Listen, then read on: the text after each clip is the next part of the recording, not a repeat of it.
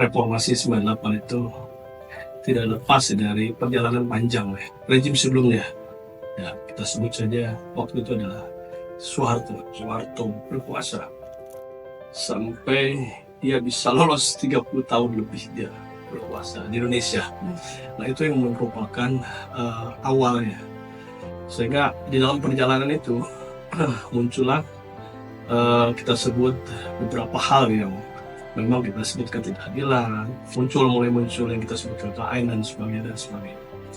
Nah, ada memang aktivis yang ditangkap, aktivis buruh, aktivis petani, aktivis macam-macam. Termasuk saya pun sempat 4 kali lah saya mengalami seperti itu. Untuk apa itu? Adalah untuk waktu itu mengembangkan rejim perdebat. Puncaknya itu di tahun 1998. Mulai kerusuhan, mulai demo, gelombang demo bertubi-tubi sampai akhirnya pendudukan DPR MPR. Dulu saya memang tidak ke Pak Prabowo misalkan secara politik.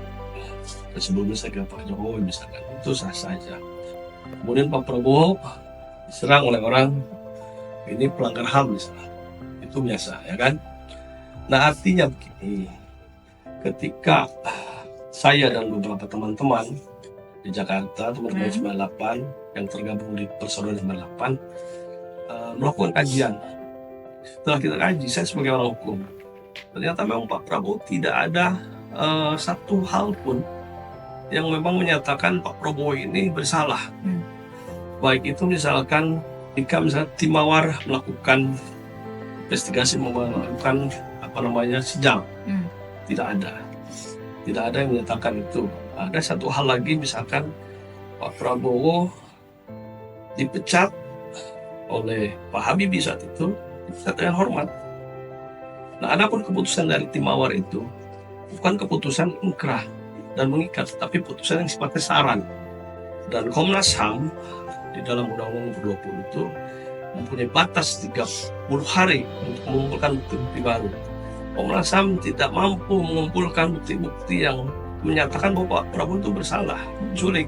Kalau buat dia mengakui, saya mengambil beberapa orang itu mengamankan dan dipulangkan, dan buktinya ada. Itu jadi bahwa bolehlah cerita orang bahwa Pak Prabowo melanggar HAM segala macam, tapi sampai saat ini belum ada bukti. Kalau misalnya punya bukti, silahkan laporkan.